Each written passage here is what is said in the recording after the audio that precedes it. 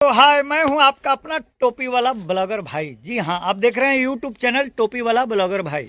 जी, आपको मैं बहुत मन में उल्लास लेकर के बताना चाहता हूं कि आज ऐसे बेबाक समाज सेवी, बड़े समाज सेवी जो आम आदमी पार्टी से एक बार विधानसभा चुनाव भी लड़ चुके हैं, मालटाड़ी आजमगढ़ के हैं, और इनसे मैं मिलता हूं और आप लोगों के लिए तमाम खट्टे मीठे सवाल पूछूंगा, क्योंकि इनका नाम एक बहुत समाज में बड़े स्तर पर देखा जा रहा है। इनको प्यार से लोग नेताजी कहते हैं।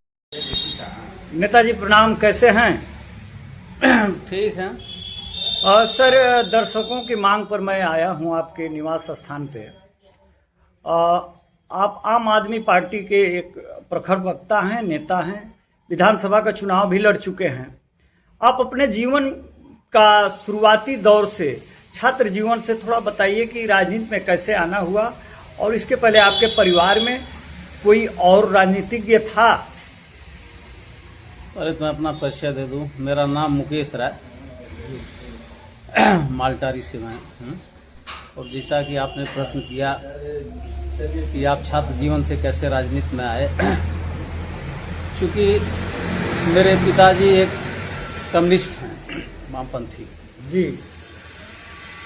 जीवन से ही हैं, आजीवन जी। तो वह तो समझ लीजिए कि ब्लड में है, रहेगा ही। जी। हम लोग सामंतवादी विचारधारा के खिलाफ जी। शुरू से रहते हैं, रहेंगे, आज भी हैं। जात धर्म से हम लोगों का कोई मतलब नहीं है। सबसे बड़ी इंसानियत है, उसी पे काम होना चाहिए, और यही करते हुए जीवन समाप्त हो जाएगा। जी। वो आम जनता की भलाई के लिए, और सारे लोगों का रास्ता तो एक ही होता, अलग अलग रास्ते से होते हुए उसी पड़ाव पे जाते हैं वो।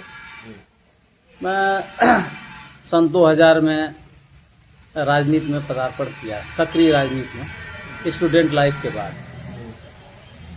मैं आदरणीय रमेश यादव जी के संपर्क में आया, जो एक वास्तव में ऑनेस्ट आदमी थे वो, उसमें कोई दो राय नहीं है। और मुझे लगा कि ये ईमानदार व्यक्ति हैं और उससे प्रभावित हुआ। वैसे तो मैं बात करेंगे तो भाई इंदिरा गांधी जी के विचारों से प्रभावित होकर के उनके साथ आया, क्योंकि एक बड़ी फिगर कांग्रेस के रहे हैं। उसके पहले वो सोशलिस्ट में भी थे, उनके साथ आया मैं कांग्रेस में, और वहीं से सक्रिय राजनीति में आया। फिर अपनी राजनीति कांग्रेस के माध्यम से समाज सेवा करता रहा, और वैसे करते हुए आज भी समाज सेवा के कई पड़ाव पे आया। गांव की भी सेवा किया। कांग्रेस में रह कर 2 बार पीसीसी रहा, जिला पंचायत राजीव गांधी पंचायती राज संगठन के जिला अध्यक्ष रहा आजमगढ़, मेन बॉडी में भी उपाध्यक्ष रहा 2 बार। तो उसके पद के माध्यम से सेवा करता रहा। पद नहीं था तो भी हम लोगों का सेवा स्वभाव है। और उसके बाद 2022 में क्योंकि विधानसभा का चुनाव जो हुआ, तो उसमें कांग्रेस ने टिकट नहीं दिया, तो इसलिए मैंने जो है आम आदमी पार्टी की तरफ से लोगों ने कहा कि भाई आप उससे चुनाव लड़िए, साफ सुथरी छवि है, माननीय अरविंद केजरीवाल जी की, बात करिए और चुनाव लड़िए। तो मैंने बात किया और उन्होंने कहा कि नहीं ठीक है, आपके प्रदेश प्रभारी हैं माननीय संजय सिंह जी, उनसे आप बात करिए। तो उन्होंने 2 दिन समय मांगा, मैंने बताया, अपना परिचय दिया और राजनीतिक गतिविधि की पूरी जानकारी दिया।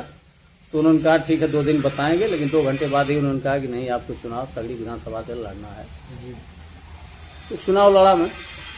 बकिया समाज सेवा चल रहा है, और जो वर्तमान ये भारतीय जनता पार्टी है, इसके पास कुछ कोई मुद्दा नहीं है, यह तो जात और धर्म के नाम पे टिकी हुई है, और बकिया कोई इनके पास विकास का काम है ही नहीं, और न किए हैं। कोई एक काम कोई बता दे कि इनकी कोई योजना है, सारी योजना तो पुरानी भाई कांग्रेस की ही रही है। जितनी भी योजनाएं रही हैं उसमें कोई दो राय नहीं है। वो इनको जात धर्म पे राजनीति करना, उसी पे चल रहा है। अभी SIR एक ले आकर के उसको वोट काटने का एक बहाना बनाया है, उस पे कर रहे हैं। ये आपने जाति और धर्म की बात किया, तो जाति और धर्म के मुद्दे को हर पार्टियां कहीं ना कहीं इस्तेमाल कर रही हैं वोट बैंक के लिए। तो आपके समझ से एक राजनेता है, आप समाज सेवी है, तो आपके समझ से क्या होना चाहिए कि इससे बचा जाए? ये बिल्कुल गलत है, सरेसर गलत है। हम भारतीय संविधान में विश्वास, आस्था हमारी है, विश्वास रखते हैं। हम संविधान की भी पूजा करते हैं। हम देवी देवता की भी मानते हैं, उनकी पूजा तो करते हैं, लेकिन संविधान की भी पूजा करते हैं हम खुद व्यक्तिगत। और ये कहते भी हैं कि सारे लोगों को उसकी पूजा करनी चाहिए। अगर संविधान नहीं रहता तो आप शायद मुझसे बात नहीं करते या मैं अपनी बात नहीं आपसे कर पाता। ये संविधान की पूजा होनी चाहिए और संविधान को जिंदा रखने के लिए किसी भी स्तर की लड़ाई हम लोगों को लड़नी चाहिए। संविधान है तभी हम लोग सुरक्षित हैं और भारत सुरक्षित है। और जात धर्म तो होना ही नहीं चाहिए। जात धर्म तो बना है, ठीक है, जात धर्म भी अच्छे काम के लिए है, उसका उपयोग अच्छे काम के लिए होना चाहिए था। एक सोसाइटी जिसे कहते हैं, सोसाइटी माने समाज, समाज का निर्माण हुआ, जात बनी, तो जात से किसी के विकास के लिए उसका उपयोग होना चाहिए। उसका दुरुपयोग करके इन लोगों ने राजनीति में वोट बैंक के रूप में जो है अपना उपयोग किया। जो राजनेताओं ने पब्लिक को बरगला करके, चूंकि पब्लिक यहाँ की भोली भाली है और वो उसमें बह जाती है। नहीं तो जात का कोई मतलब ही नहीं होना चाहिए वो धर्म का राजनीति में, क्योंकि उससे विकास का तो होना ही नहीं है। तो बहुत पीछे हम लोग चले गए। मुंह से तो कह देते हैं हम लोग कि हमारा हिंदुस्तान बहुत डेवलप है, अमेरिका के बराबर है, बड़ी बड़ी बातें कर लेते हैं, लेकिन अभी सैकड़ों साल पीछे है। यह कहने में कोई मुझे गुरेज नहीं है। अमेरिका और इंग्लैंड से सैकड़ों साल पीछे है। 1945 में जापान पे नागासाकी हिरोशिमा पे बम गिराया था अमेरिका ने, लेकिन आज देखिए कहाँ है, छोटा सा देश है।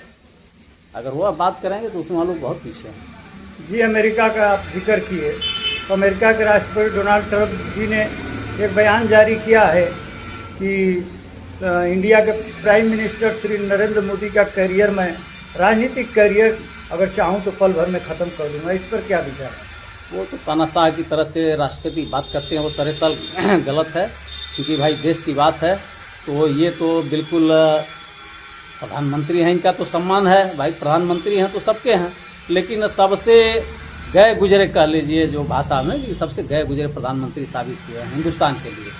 आज तक के जितने प्रधानमंत्री हुए हैं उसमें सबसे खराब इनका प्रदर्शन रहा है प्रधानमंत्री काल का।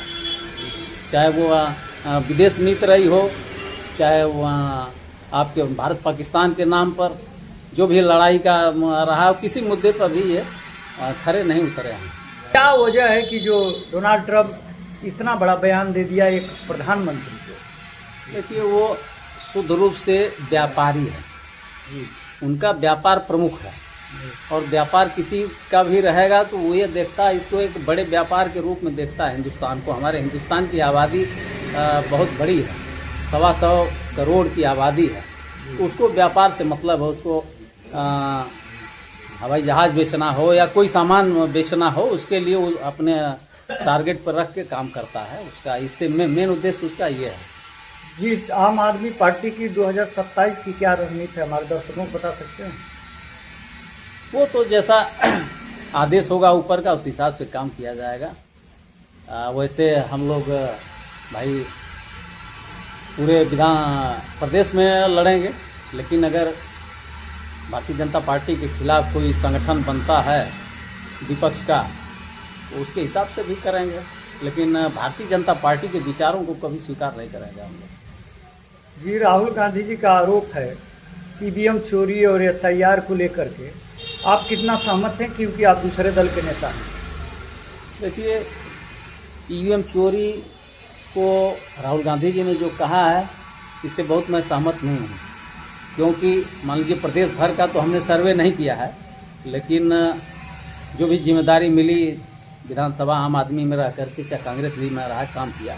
यहाँ की पब्लिक बताया ना, भोली भाली है और बिल्कुल नासमझ कह लीजिए। वो जात के रूप में जात का जात उपजात बांट करके इतना माने ब्रेन वॉश कह लीजिए जो करके उनको इतना वो कर दिया है कि ये वोट करते हैं। जैसे हमारी विधानसभा का उदाहरण ले लीजिए, यहाँ छोटी छोटी जातियाँ हैं जिनका वोट है, टोटल कह देंगे तो 52,000। कौन वोट है वह, जिसको कोई लोग मानने के लिए तैयार नहीं होते हैं? डोम, धरिकार, बनिया, नुनिया, चौहान, कोयरी, भर, या ऐसी छोटी छोटी माली, छोटी छोटी जातियों का मिला के 52,000 वोट है, जिसको लोग माने अनुसूचित में आते हैं, बैकवर्ड में आते हैं, अनुसूचित जातियां हैं, जिनका कोई लोग वैल्यू नहीं रखते। और इनकी ताकत, इनको जो है ये वोट कहीं न कहीं बरगला करके ये भाजपा वाले अपने पक्ष में किए हुए हैं। अभी जब वो सही चीज़ समझ जाएंगे कि इनसे हमारा विकास नहीं होना है, ये जात धर्म में हम लोग उलझ के बहुत गलत किए हैं, इससे हमारा स्वयं का नुकसान हुआ, स्वयं का हुआ तो मैंने देश का हुआ, सबका हुआ, उस दिन जो है यह समाप्त हो जाएगी। वह दौर आ रहा है, अब लोग समझ रहे हैं इस बात को कि ये टोटल जो है केवल जात के नाम पर, धर्म के नाम पे वोट ले रही है। कुछ पार्टियां जात के नाम पे वोट लेने का प्रयास की, कुछ दिनों तक चला, और ये धर्म के नाम पे ले रही है भारतीय जनता पार्टी। कोई विकास का काम हो तो बताइए, उस मुद्दे पर अगर इन्होंने वोट मांगा हो या काम करके बताया हो कि ये हमने काम किया है और इस पे हमको वोट चाहिए। आपकी सरकार अगर आ जाती है, आप किसी से साठगांठ करके उत्तर प्रदेश में सरकार बना लेते हैं, तो क्या करेंगे बेरोजगारी और चिकित्सा को लेकर के? इस पे तो हमारा आपको दिल्ली में देखे ही थे पिछली बार जो उदाहरण था, जब माननीय अरविंद केजरीवाल जी मुख्यमंत्री थे, तो वो चीज़ें हम लोग यहाँ यूपी में भी लागू करेंगे। हमारा बिजली का जो किसानों के लिए है पूरा माफ़ कर देंगे। जितना कर्ज है इनका, पहले तो कर्ज से इनको उबारने का प्रयास करेंगे, जितना भी बकाया आप पहले उबारिए, इनको प्रोत्साहित करेंगे। इनका जो बिजली बिल का माने 6 रुपये यूनिट तक पड़ जाता है, इसको हम ले आएंगे 2 रुपये यूनिट देंगे। कैसे दिल्ली में 2 रुपये या केरल में और सरकारें हैं 2 रुपये यूनिट बिजली देती हैं, हमारे यहाँ 6 रुपये यूनिट बिजली चलती है, उसको हम करेंगे। मझोले उद्योग लगाने का प्रयास करेंगे, यात्रा फ्री करेंगे माताओं बहनों के लिए, और जो ये भत्ता वगैरह है बेरोजगारी का, इसको हम उनको छात्रों को कम से कम 5,000 रुपये बेरोजगारी भत्ता देने का प्रयास करेंगे। वो तो एजेंडा में था, उसको हम लोग यहाँ भी लागू करेंगे। 5,000 रुपये वो तब तक जब तक उनको नौकरी नहीं मिल जाती है, तब तक के लिए। जी बहुत बहुत धन्यवाद आपका। भूल हुई है जवाब देने में, क्या मुझसे कमी रह गई है, आप लोग कमेंट में ज़रूर बता दीजिए। और चैनल को सब्सक्राइब नहीं किए हैं तो प्लीज़ चैनल को सब्सक्राइब कर दीजिए। ऐसे ही महान विभूतियों से मिलाने का मैं काम जो है कि जारी रखूँगा। और विदाई के वक्त जैसे कहता हूँ, tata bye bye, Radhe Radhe, जय हिंद, जय भारत।